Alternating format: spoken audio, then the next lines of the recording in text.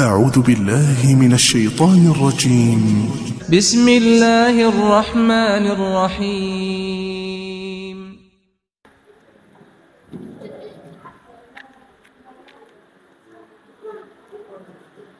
بسم الله الرحمن الرحيم. السلام عليكم ورحمة الله وبركاته. الحمد لله المتفرد لربوبية وألوهية، وأشهد أن لا إله إلا الله وحده لا شريك له، وأشهد أن محمدا عبده ورسوله بعثه الله إلى الناس كافة بالتوحيد والشريعة سمحة، صلوات ربي وسلامه عليه وعلى آله وأصحابه ومن تبعهم بإحسان إلى يوم القيامة. وقال الله تعالى في كتابه الكريم: يا أيها الذين آمنوا اتقوا الله حق تقاته ولا تموتن إلا وأنتم مسلمون. وأن أصدق الحديث كتاب الله، وخير الهدى هدى محمد صلى الله عليه وسلم، وشر الأمور محدثاتها، وكل محدثة بدعة، وكل بدعة ضلالة، وكل ضلالة في النار. Ma'asyiral muslimin rahimani wa rahimakumullah. Alhamdulillah, malam hari ini kita bisa berkumpul kembali di dalam majelis yang mulia ini, majelis yang bisa diharapkan menjadi wasilah kita untuk mendekatkan diri kepada Allah di tengah-tengah cuaca ekstrim ini. Mungkin banyak di antara kita yang lodrok, mentiung-mentiung atau meletre-meletre ya. Ya mungkin lagi usume gitu. Sabar mawon. Kita mengkaji kembali kitab dari kitab Sahih Bukhari, yang di antara Sahih Bukhari kita mengambil tema khusus yang diambil salah satu bab atau kitab yang diambil oleh Imam Bukhari, yaitu kitab Ar-Riqaq, kitab yang bisa melembutkan hati. Diharapkan dengan kita mengaji demikian karena hati itu sangat mudah untuk menjadi keras. Sangat mudah menjadi keras dengan banyaknya kita terjerumus ke dalam urusan duniawi, kemudian banyak kita lalai kepada Allah, jarang mengingat akhirat, banyak hal-hal yang menjadikan hati menjadi keras, banyak tertawa, banyak maksiat kita jalankan, menonton yang mungkin yang nggak pantas, atau mungkin mendengarkan hal-hal yang tidak hak untuk kita dengarkan, banyak dengerin musik-musik, itu semuanya bisa mengeraskan hati.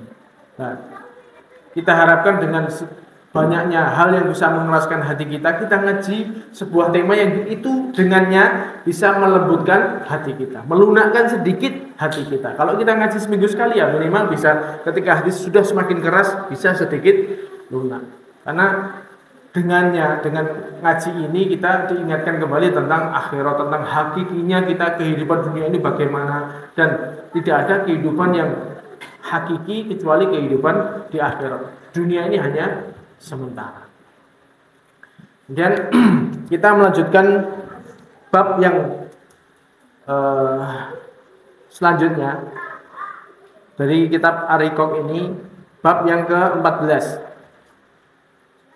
yaitu babu qaulin Nabi sallallahu alaihi wasallam, bab sabda Nabi sallallahu alaihi wasallam, ma uhibbu anna li mithla uhudin dhahaban.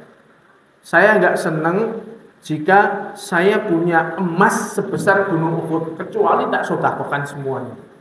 Jadi Nabi pernah berkata kepada sahabatnya, saya enggak senang punya emas sebesar gunung Uhud kecuali itu akan saya sedekahkan semuanya. Jadi Nabi itu saking tidak tidak ngereken perkara itu, menganggap kecil urusan dunia. Ini yang kita belajar dari sini.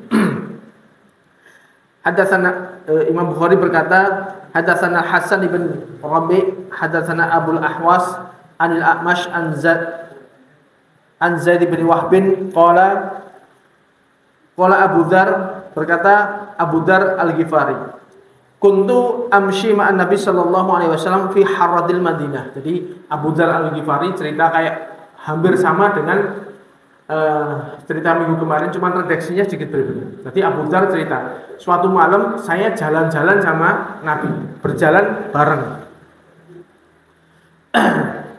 Harradil Madinah. Fastaqbalanal Uhud. Nah, kebetulan saat itu kami melihat gunung Uhud. Gunung Uhud ini ya, gunung, kenapa dikatakan Uhud? Karena gunung ini mencil dibandingkan dengan gunung-gunung yang lain.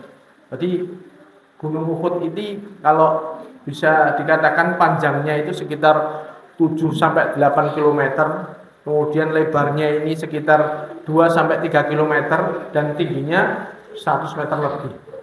Ini gunungnya Dewi, jadi kelihatan ketika malam bulan purnama ketok. Ini kan malam-malam ceritanya Abu Dzar sama Nabi ini jalannya malam, dan gunung Uhud siluetnya itu kelihatan. Kemudian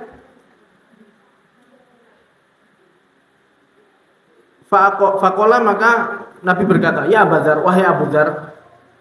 Qultu, Abu Dzar berkata, labbaik ya Rasulullah, dalam Nabi. Jadi Abu Dzar ketika melihat gunung Uhud, Nabi berkata kepada Abu Dzar, ma yasurruni anna indi mithla Uhudin hada dhahaban tamdi alayya thalithatan wa indi minhu dinarun. Jadi Abu Dzar, seandainya ya Nabi berandai-andai ini sebenarnya umpama Nabi berharap atau Nabi minta itu pasti dikabulkan. Tapi Nabi ngomong dengan bahasa seandainya. Seandainya gunung Uhud ini semuanya itu punya saya dan itu berupa emas.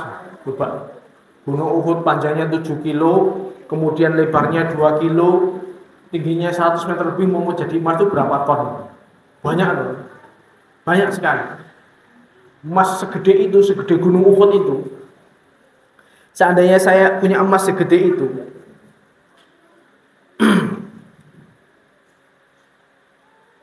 saya nggak seneng kecuali, maksudnya gini, umpama saya punya emas sebesar Uhud, pasti itu sudah tak habiskan semuanya dalam waktu 3 malam. 3 malam itu waktu yang cukup untuk membagi-bagikan. Jadi mau punya harta yang segitu bedenya itu, langsung segera saya habiskan, tak bagikan ke sana ke kanan kiri semuanya, dalam maksimal 3 hari sudah habis. Nah, wa indi minhu dinarun. Saya tidak menyisakan 1 dinar emas pun. Jadi semuanya saya habiskan semuanya. Illa syai'an arsutuhu lidainin. Kecuali sesuatu yang tak sediakan untuk bayar utang. Illa an aqulu bihi min ibadillahi hadza wa hakadza wa hakadza an yaminihi wa an shimalihi wa min khalfihi. Jadi seandainya saya punya emas sebesar ini, pasti tak habiskan semuanya untuk sedekah kepada orang sekitar saya. Makanya dalam hadis itu Abu Hurairah mengatakan karena Rasulullah sallallahu alaihi wasallam ajwadun nas. Rasulullah itu ulang paling dermawan. Wa ajwad ma yakun fi Ramadan, dan paling dermawannya Nabi itu ketika bulan Ramadan. Nabi itu seperti halnya angin yang berhembus. Jadi angin yang berhembus itu sifatnya kan cepat nyebar gitu loh. Jadi umpama Nabi itu punya harta banyak, pasti orang-orang di sekitarnya itu sudah terkena dampak kebaikan Nabi Shallallahu Alaihi Wasallam. Pasti disedekahkan sana kemari ke semua. Dan ini terbukti ketika Nabi punya uang, dapat uang ghanimah jarahan misalnya, itu kan harta yang tidak sedikit, itu pasti langsung dihabiskan oleh Nabi, sedekahkan semuanya. Tidak ada yang tersisa tidak ada yang tersisa sedikit pun dari harta tersebut. Ini yang Nabi katakan kepada Abu Dzar. Ini menunjukkan bahwa semangatnya Nabi untuk sedekah itu seperti itu. Dan kita umpama nggak sampai seperti itu, saya yakin kita nggak akan mungkin mencapai level itu. Ada yang punya kayak gitu. Aku ngomong bedit mulai dari 1 juta ya tak sedekah kabeh 1 juta. Kira-kira tak kira ya ora zaman saiki ora ono. Umpama minimal kita punya kesemangatan seperti itu. Karena ini Nabi itu saking menganggap remeh urusan dunia dan betul-betul menganggap urusan akhirat itu yang paling penting. Karena itulah yang akan dipanen. Kecuali tak sisakan sedikit untuk bayar hutang. Berarti kan ini menunjukkan bahwasanya perhatian Nabi terhadap hutang itu besar.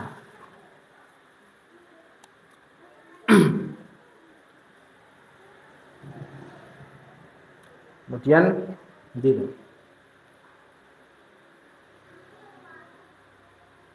Nah, summa masya. Kemudian habis itu setelah Nabi ngomong seperti itu, seandainya saya punya emas sebesar gunung Uhud ini, pasti tak sedekahkan semuanya, tak sebar kanan kiri, maksimal dalam waktu 3 hari itu sudah habis. Ini semangat yang akhirnya kalau kita tahu, kalau kita mendengar kedermawanan para sahabat itu nggak gumun. Bagaimana kedermawanan Utsman bin Affan, bagaimana kedermawanan Abu Bakar yang mensedekahkan seluruh hartanya untuk sedekah. Umar bin Khattab separuh hartanya disedekahkan untuk sabilillah. Aisyah, bagaimana kisah kedermawanan beliau. Seandainya kita dengar kedermawanan para sahabat seperti itu, ya kita nggak heran, gurunya kayak gini. Rasulullah SAW mencontohkan langsung bagaimana kedermawanan beliau. Orang iman-iman terhadap bondo. Kalau memang ada kesempatan kita membantu orang-orang sekitar kita, maka langsung segera membantu. Karena ini adalah hal yang bisa menjadi bekal kita di akhirat. Kemudian habis itu setelah Nabi ngomong begitu, Nabi jalan lagi sama Abu Dzar. Faqala innal aktsarina humul aqalluna yaumal qiyamah. Nabi berkata lagi dengan perkataan yang sama dengan pertemuan kemarin. Sesungguhnya orang-orang yang berbanyak-banyakan harta di dunia, maka mereka itulah justru orang yang melarat di akhirat nanti. Karena kesemangatan seseorang untuk numpuk harta, yang berbanyak-banyakan itu kan sih, dia otomatis konsekuensinya dia menjadi pelit. Dia numpuk harta gitu kan. Ditumpuk terus sehingga orang yang seperti ini otomatis jarang sedekah. Sehingga Nabi mengatakan innal aktsarina humul aqallina yaumal qiyamah. Orang yang berbanyak-banyakan harta di dunia, maka mereka itulah justru orang-orang yang melarat di akhirat. Itu justru orang dia apa-apa, nah akhirat enggak punya apa-apa. Illa man qala hakada wa hakada wa hakada an yaminihi wa an shimalihi wa min khalfihi wa qalilum ma. Kecuali orang yang punya harta banyak tadi tidak rugi, tidak melarat di akhirat. Maksudnya, orang yang banyak hartanya di dunia tapi banyak hartanya di akhirat, itu adalah orang-orang yang ketika dia punya harta itu langsung disedekahkan kepada depannya, kirinya, kanannya, belakangnya. Tapi oleh Nabi dipalangi wa qalilum min mahum. Orang yang seperti ini sithik. Orang yang punya sifat seperti ini sithik, sedikit sekali. Kebanyakan orang ngono kuwi. Nek duwe bondo arep dikekep dhewe gitu. Punya tabungan sampai miliaran, sampai triliunan gitu. Tanggane kaliren santai wae. Ini kebanyakan seperti itu. Nah, orang yang hanya sedikit orang-orang yang dia kaya di dunia tapi betul-betul kaya di akhirat. Ya itu tadi. Kalau kita betul-betul meyakini harta itu datang dan pergi, ya wis. Kalau kita ada sedikit kesempatan sedekah, terbersit kesempatan sedekah wis. Wis bondo goleki yo bakal ilang meneh. Harta datang dan pergi. Kalau kita punya kegiatan seperti itu, enak. Bantu kanan kiri sekitarnya, ada kesempatan infak, sedekah. Inilah orang-orang yang sugih dunya ya sugih akhirat. Tapi orang seperti hanya sedikit. Tsumma qala li makana. Kemudian Nabi berkata kepada Abu Dzar, awakmu nang kene sik ya, tetap di sini. La tabrah hatta atiyaka. Kamu jangan beranjak dari tempat ini sampai saya datang kepadamu. Tsumman qala, kemudian Nabi pergi. Fi sawadil lail. Nabi pergi di kegelapan malam. hatta tawara fasami'tu sautan qad irtafa'a fatakhawwaftu. Jadi ternyata dari kejauhan Abu Dzar dengar suara. Wah, nek suara yo apa iki? Yang dari arah Nabi tadi. Abu Dzar khawatir anna yakuna qad arada lin Nabi sallallahu alaihi wasallam. Nabi khawatir Abu Dzar khawatir nek Nabi ada apa-apa, ada sesuatu yang menyakiti Nabi. Fa'aradtu an atiyahu. Sebenarnya Abu Dzar pengen beranjak. Abu Dzar pengen pergi ke tempat suara tadi karena khawatir Nabi kena apa-apa. Tapi fadzakartu qauluhu. Abu Dzar ingat pesannya Nabi. Kowe nang kene sik. Oh, iya, rasido. Jadi mau kesana tapi enggak jadi. Hatta atani falam aburah hatta atani. Akhirnya tetap setelah dia ingat pesannya Nabi tadi, dia enggak jadi kesana sampai Nabi yang datang ke tempat itu lagi.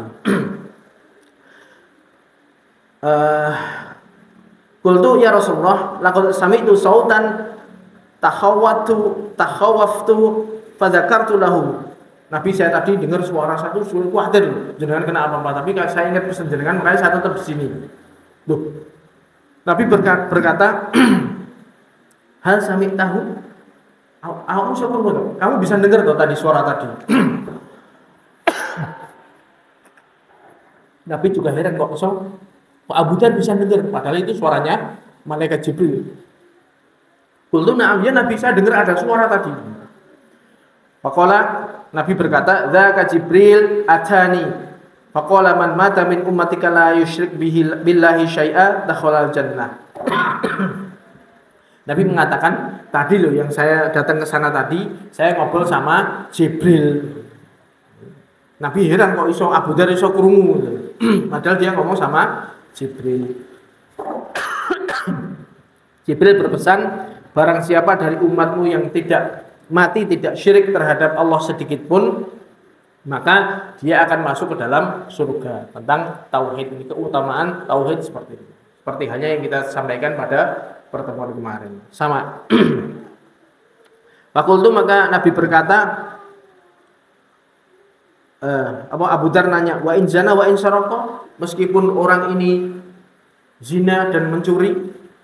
Nabi menjawab, wa in zana wa in saraka, meskipun dia menzina, meskipun dia mencuri, meskipun dia minum khamr, melakukan dosa-dosa besar, seandainya dia mati tidak syirik kepada Allah sedikit pun, maka masuk surga. Ini tentang keutamaan tauhid. Jadi ini pesan yang penting yang Jibril sendiri yang mengatakan kepada Nabi Muhammad SAW, ya ini bagaimana kita untuk menjaga tauhid kita. Di mana tauhid ini pelajaran yang bisa dikatakan sudah hilang di kalangan orang-orang, sehingga saking jarangnya pelajaran tentang tauhid ini banyak orang-orang terjerumus ke dalam kesyirikan tanpa mereka sadari. Sasi suro, berarti kok pasar sepi kabeh, mana opo gitu. Ternyata wong do wedi nek mengadakan hajatan di bulan Suro itu nanti bisa mengakibatkan begini-begini kejelekan-kejelekan. Berarti menyandarkan kejelekan pada bulan Suro ini termasuk syirik. Karena tidak boleh. Nah, kalau kita keyakinan orang iman, selain kita betul-betul meyakini bahwasanya Allah yang mengatur segalanya, Allah yang mengatur waktu, semuanya, tidak ada namanya bulan baik, bulan buruk, bulan jelek. Terus apa lagi? Pamali oleh ngene udah ngene oleh ngene.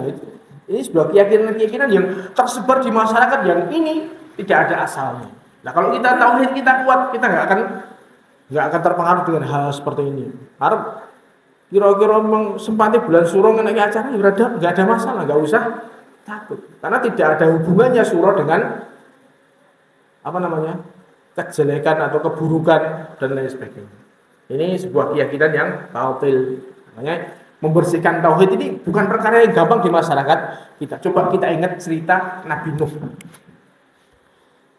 Cerita Nabi tentang umatnya Nabi Nuh. 10 generasi setelah umatnya Nabi Nuh. Itu waktu yang lama. Ketika tauhid tidak didengung-dengungkan oleh para dai-dai yang ada di situ. Itu semuanya dulu ketika zaman Nabi Nuh itu awalnya mereka bertauhid, tapi lama kelamaan setelah 10 generasi barulah ketika ada wali limo di dalam surat Nuh itu ya.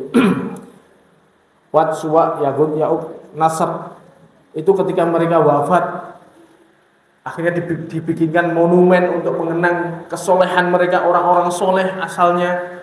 Nah, setelah generasi yang bikin ini sudah gak ada, setan bisiki lagi, dulu nenek moyang kalian nyembah kepada mereka, akhirnya disembahlah monumen atau patung-patung dari wali limo ini, sehingga terjadilah syirik pertama kali di muka bumi. Karena apa? Karena kurangnya didengungkan bab tauhid. Sehingga masalah ini masalah yang sangat penting sebenarnya di masyarakat kita. Makanya kita berusaha memahami tauhid dengan benar dan mendakwai minimal keluarga kita tentang pentingnya tauhid.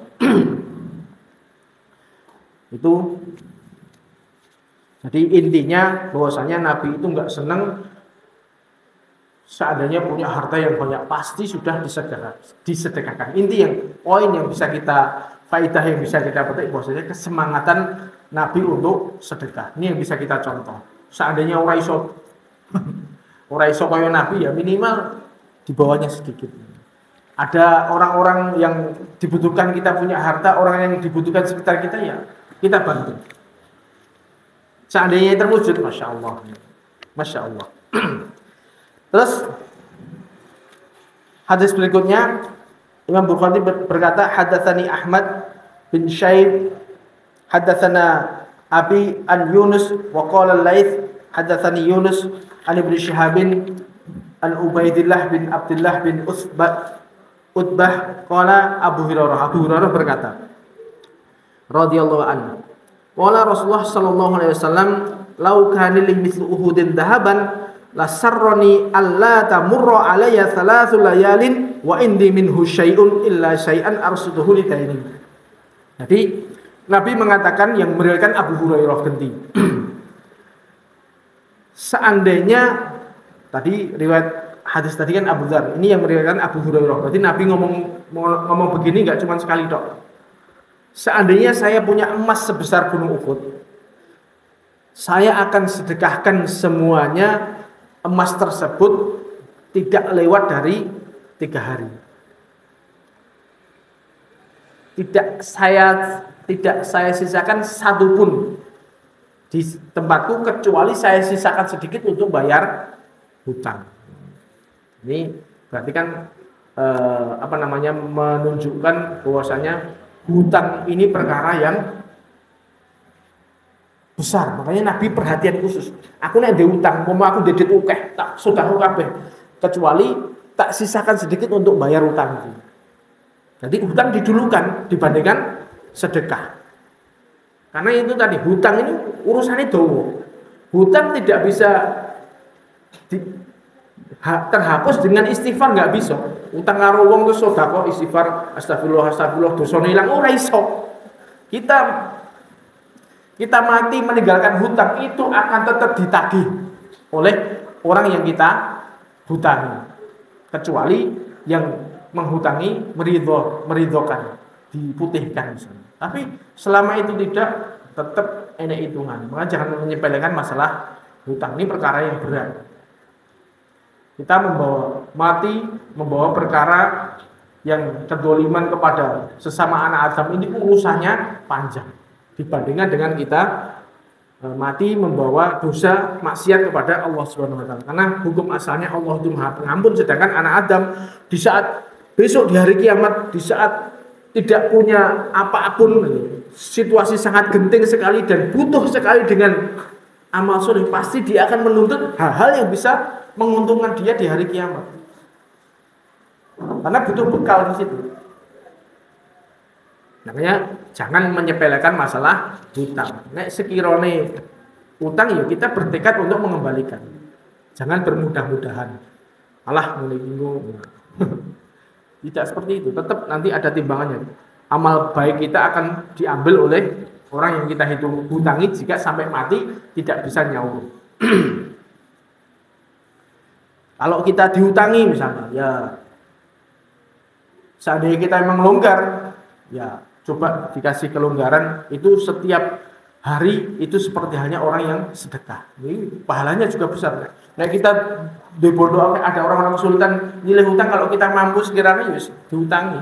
Karena itu nanti pahalanya setiap hari kita seperti halnya orang sedekah sebesar hutang tersebut. Ini pahala yang besar. Nah, seandainya dia punya hati yang lapang seperti itu. Paham ya?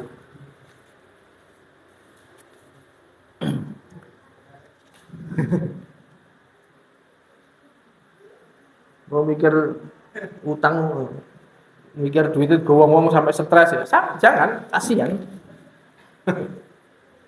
Terus bab selanjutnya. Babul ghina ghinan nafs. Bab bahwasanya kekayaan yang sejati itu adalah kaya hati. Ini yang poin yang penting sini. Orang banyak mengira bahwasanya kekayaan itu berupa materi, tapi kekayaan yang sejati itu adalah kaya di dada kita, di jiwa kita, di jantung kita ini. Kita merasa kaya, maka kita sungguh menjadi orang yang kaya. Wa qaulullahi ta'ala, dan firman Allah Subhanahu wa ta'ala, ayuhsibuna annama numidduhum bihi mim malin wa banin. Apakah orang-orang kafir itu menyangka bahwasanya ketika mereka diberikan, diluaskan, diberikan kekayaan dan juga anak-anak yang banyak yang nyenengke dari sisi duniawi, itu lusari'u lahum fil khairat, apakah itu adalah bentuk Allah mendatangkan kebaikan bagi mereka? Enggak seperti itu. Bukan berarti ketika seseorang itu dibentangkan baginya kekayaan duniawi dan juga anak-anak yang banyak yang menyenangkan hati orang tuanya, anaknya sukses misalnya. Sing nomor 1 dadi direktur, sing nomor 2 dadi pilot, sing nomor 2. Ketika seperti itu, adalah doa bondone sugih. Apakah seperti itu adalah bentuk yang kebaikan yang Allah berikan kepada dia? Oh, tidak. Itu bukan kekayaan yang hakiki. Dalam surat Al-Mu'minun itu. Terus ayat itu sampai ayat surat Al-Mu'minun ayat 55 sampai dengan 63 itu. Bal qulubuhum fi ghamratin min hadza wa lahum a'malun min duni dzalika hum laha amilun. Dan orang-orang kafir itu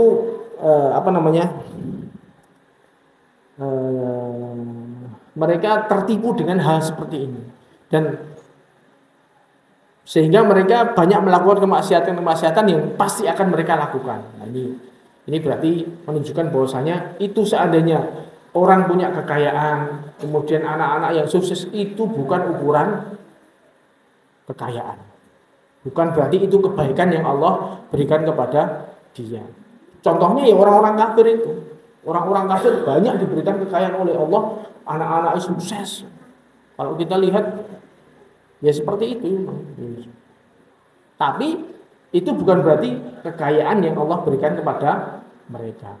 Karena kekayaan sejati itu tadi, innal ghina ghinan nafs. Kekayaan sesungguhnya itu adalah kekayaan hati. Karena kita tahu seandainya orang-orang kafir itu seperti itu yo mereka hatinya urung tenang, belum merasa bahagia. Karena tidak ada yang bisa membahagiakan mereka ketika tidak mengikuti sesuatu yang bisa membuat hati tenang. Allah Subhanahu wa taala dalam surat dalam hadis qudsi mengatakan, ya bin Adam tafarraq li ibadi amma sadaraka ghina wa asyuda faqr. Wahai anak Adam, tafarraq li ibadi, sempatkanlah untuk ibadah kepadaku. Jadi kita kuncinya untuk beribadah kepada Allah. Allah sadaraka ghina wa asyuda faqr. Maka dadamu akan tak penuhi dengan kekayaan dan tak tutup kefakiranmu. Ini kuncinya apa? Ibadah. Ya kalau dia enggak ibadah, bagaimana? Dia enggak menyembah kepada Allah, dia tidak menunaikan kewajiban, enggak akan mungkin bisa seperti itu.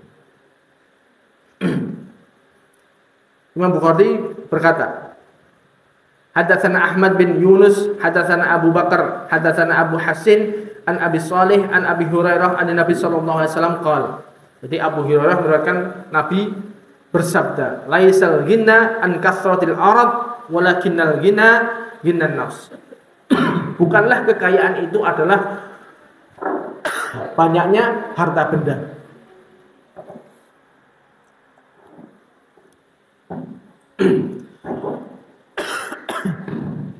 Kita dinamakan kaya bukan karena harta kita, benda kita ini banyak, tapi walakinnal ghina ghinan nafs. Akan tetapi yang dinamakan kaya itu adalah kaya hati. Hatinya qanaah, menerima, mendapatkan sesuatu dari Allah, rezeki dari Allah seberapa besarnya, dia bisa menerima rezeki tersebut. Ini yang dinamakan dengan wong sugih itu, Bang. Maka bisa jadi wong sing tumpakane ontel, sing gaweane macul nang sawah mungkin. Dia rumahnya sederhana itu lebih sugih daripada sing omahe sahara-darat. Karena apa? Orang yang kaya-kaya omahe 17 misalnya, omahe 20, mobil wis iso dihitung misalnya. Itu masih pengen terus. Dia hatinya merasa fakir. Fakir itu selalu merasa kekurangan terus. Ijik pengen kaya, wis duwe iki, ijik pengen kono, ijik pengen buka usaha kono, buka usaha gini. Gua anakku kayak dulu, mantuku kayak dulu asin sampai tuwek golek duit itu rantai-rantai. Pikirannya berduit, ngumpulke duit terus. Ngono ki ya enak ya.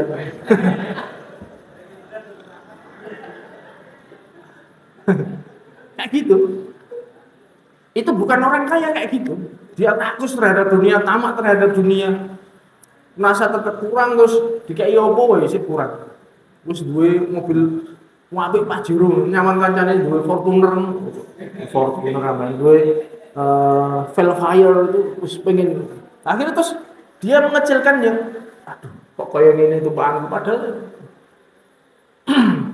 rumah wis gede ya. Merasa masih kurang terus karena apa? Sing dijawab sing dhuwure. Sedangkan ada sebagian orang yang dia pas-pasan, rumah harus terima rumah subsidi misalnya, terus dia motornya seadanya, tapi dia merasa cukup terhadap rezeki yang Allah berikan kepadanya. Wong sugih kok yang wis nenek bedet tuku ora bedet ya wis. Ini kayaan yang semuanya qanaah, bukan qanaah. Makanya kunci kesuksesan, kunci agar kita bisa qanaah itu tadi. Kita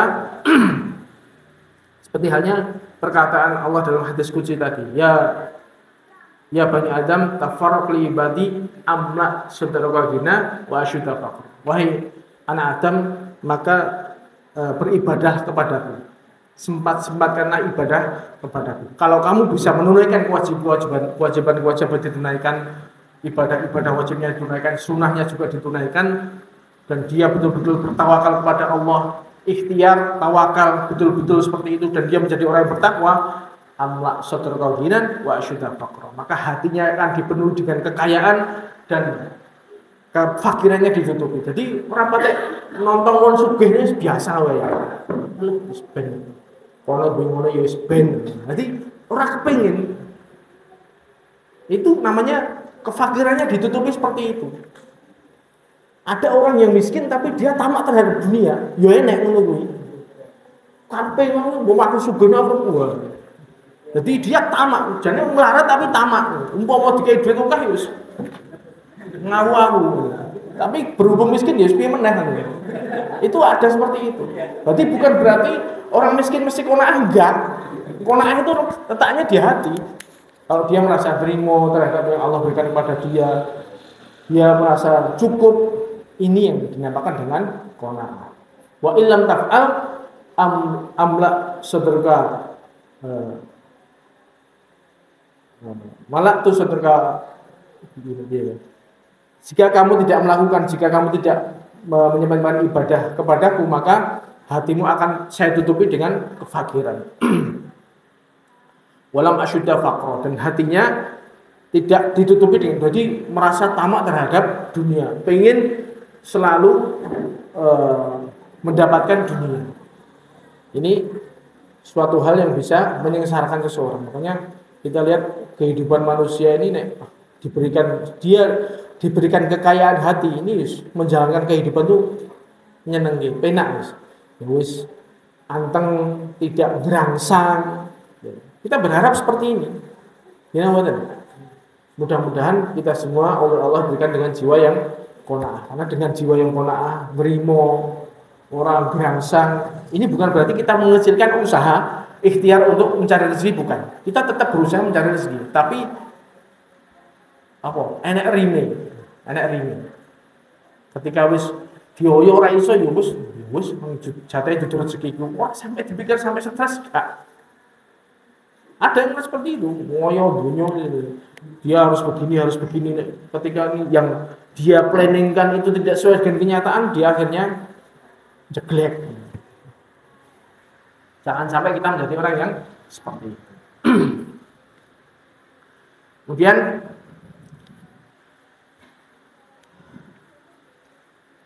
bab selanjutnya, babu fadlil faqr. Bab keutamaannya fakir. Fakir itu ada dua jenis. Fakir itu bisa jadi itu fakir yang kita diusahakan atau mungkin kita disarankan, yaitu fakir ilallah. Kita merasa membutuhkan Allah. Antumul fuqara ilallah. Kita adalah semua orang yang fakir kepada Allah. Ini sesuatu fakir yang kita disunahkan untuk seperti itu. Kita berusaha untuk menjadi orang yang selalu butuh kepada Allah. Ini yang harusnya seperti itu. Bukan kita bertawakal kepada risiko. Aku pintar usaha, aku pengalaman sehingga dia tidak merasa butuh pada Allah. Ini enggak boleh. Ini yang bagus. Adapun fakir yang dimaksud di sini adalah fakir secara kondisi. Jadi memang benar-benar fakir itu nek cara pembahasan bahasa ya. Fakir miskin. Kalau ini digandeng berarti fakir ini orang yang mendapatkan kebutuhannya itu penghasilannya hanya bisa mencukupi 50% ke bawah dari kebutuhannya. Jadi tidak sampai separuh. Adapun miskin itu orang yang kebutuhannya penghasilannya hanya mencapai antara separuh lebih tapi tidak sampai 100%. Ini fakir. Berarti orang fakir ini adalah orang yang secara kebutuhannya lebih besar daripada pendapatannya. Ini orang fakir secara ini. Gampangannya ada yang ngerti ini fakir itu melarat. Melarat itu ya dari secara fisik ya memang rapatek duwe. Secara hartanya ya biasa saja. Ini ketika ditakdirkan oleh Allah. Ini kan Imam Bukhari pengen mengajak kita seandainya kita ditakdirkan oleh Allah menjadi orang fakir, kan ya enak sing ditakdir kita dadi wong sugih ya enak. Tapi ketika ditakdirkan menjadi orang yang miskin ini bisa menjadi kita punya keutamaan jika kita menyadari keutamaan ini bisa menggembirakan. Jadi menjadikan wong sing melarat itu mendapatkan kabar gembira dengan hadis-hadis seperti ini. Meskipun di kalangan ulama ini enek perdebatan panjang. Mana yang lebih baik antara wong sugih iso syukur karo wong melarat tapi iso sabar? Dua-duanya baik. Wong sugih iso syukur tapi wong melarat sabar dengan kemlaratannya. Itu ya enek. Mana yang lebih baik? Ada sebagian ulama yang mengatakan nek wong sugih iso syukur ini dia bisa melakukan punya lebih derajatnya lebih dibandingkan terhadap orang-orang yang miskin, karena dengan kelebihan harta itu dia bisa beramal yang orang miskin nggak bisa. Seperti halnya hadis arba'in yang kita kaji dulu. Wahai Rasulullah, ini orang-orang kaya ini pulang dengan membawa banyak pahala yang banyak, kami nggak bisa. Dia pengen, kami sholat, mereka ya sholat, kami puasa, mereka ya puasa, tapi mereka bisa sedekah, kami nggak bisa, Nabi. Terus Nabi ngasih kabar gembira, wis ada jalan-jalan yang lain untuk sedekah kok.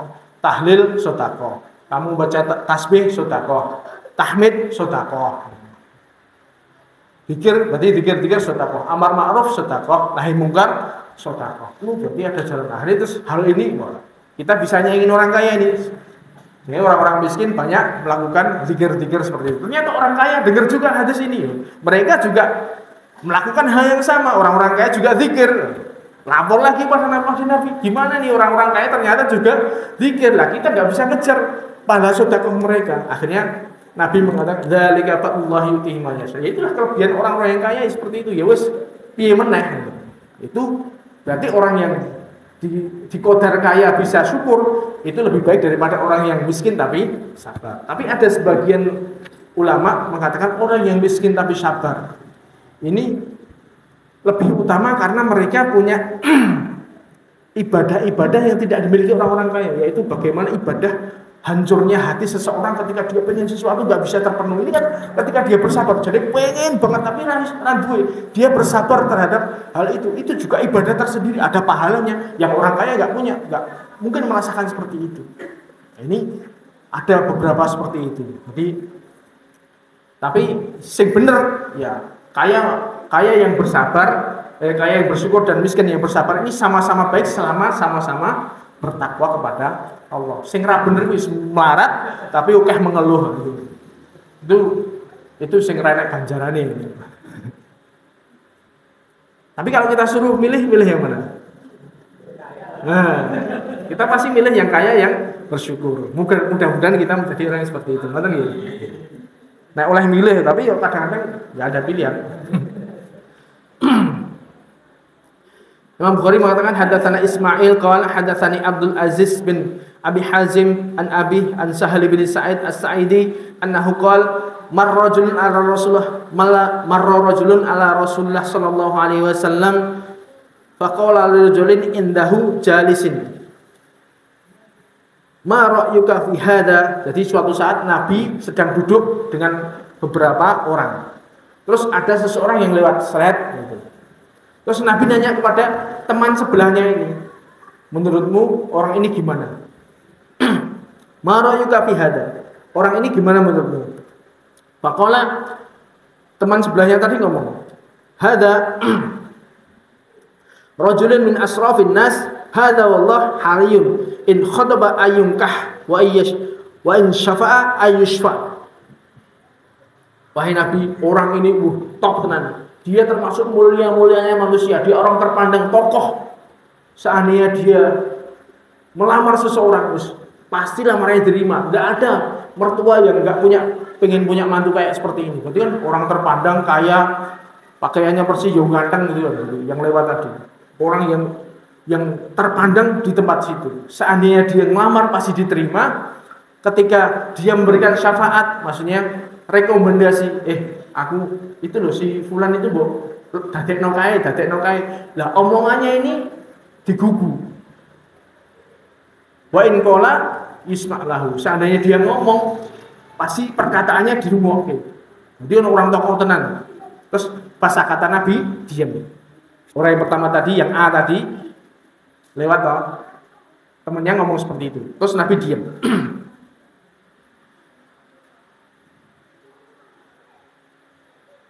Masa kata Rasulullah sallallahu alaihi wasallam, "Tsumma marra rajulun akhar."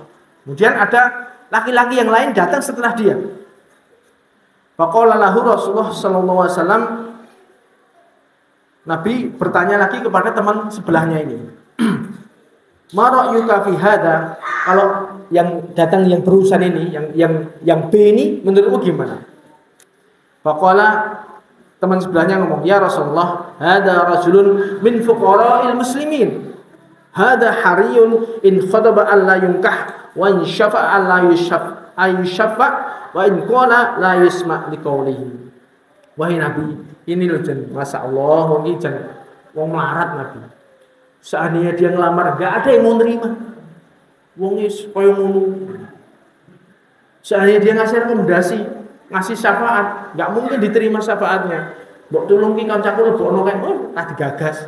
Wong melarat kok. Wa in qala la yusma' lahu, nek ngomong ora digatekne. Enek sing ngomong ngoten iki. Jadi kecenderungan seseorang itu melihat dari yaitu tadi, kaya miskin. Nek wis kaya terpandang, miskin itu tadi, ngomong ora digagas, ngelamar ora direken. Terus faqala Rasulullah sallallahu alaihi wasallam, "Hadza khairun min mil'il ardi mithla hadza." Jadi yang B tadi, jadi Nabi pengen ngasih membuka wawasan. Yang B yang kamu katakan jelek, yang melarat tadi loh, itu lebih baik daripada wong sing A sepenuh bumi ini. Itu bandingannya ora guru saya wong siji 1000 enggak sepenuh bumi. Nek sepenuh bumi iki wong sak triliun kira-kira mlebu. Berarti Nabi seakan-akan mengatakan sing B siji dibandingkan sak triliun model A ini, sing apik sing B. Wong melarat iki mul. Itu lebih baik dibandingkan yang A itu tadi. Itu berarti ada kasus-kasus tertentu yang kita nggak tahu seandainya. Kadang-kadang belum tentu orang yang hina di hadapan manusia itu hina juga di hadapan Allah. Nabi mengatakan di sisi Allah orang B ini lebih mulia dibandingkan wong sak triliun sing model A ini. Karena ya orang kaya itu karena rata-rata ya kurang dekat dengan Allah, ketakwaannya kurang dibandingkan dengan B ini. Banyak dia mungkin dengan keadaannya seperti itu dia bersabar, ibadah hatinya kuat, husnudzon kepada Allah sehingga dia menjadi orang yang sangat bertakwa di hadapan Allah, sehingga dia menjadi orang yang sangat mulia dibandingkan dengan yang lain. Jadi kalau orang yang miskin di dunia bukan berarti dia hina di mata Allah. Jadi kita jangan berkecil hati. Seandainya ditakdirkan oleh Allah menjadi orang yang miskin, selama kita bertakwa, kita menjadi orang terbaik di sisi Allah. Inna akramakum indallahi atqakum. Sesungguhnya yang paling mulia di sisi Allah di antara kalian adalah yang paling bertakwa. Jadi ukurannya yaitu takwa kepada Allah, bukan kemuliaan di sisi manusia. Belum tentu orang yang menjadi tokoh itu mulia di sisi Allah. Paham ya? Jadi itu bisa jadi orang yang miskin di dunia tapi dia mulia di mata Allah Subhanahu wa taala. Insyaallah itu yang bisa kita sampaikan. Wabillahi taufik wal hidayah. Subhanakallahumma wa bihamdika asyhadu an la ilaha illa anta astaghfiruka wa atubu ilaik. Assalamualaikum warahmatullahi wabarakatuh.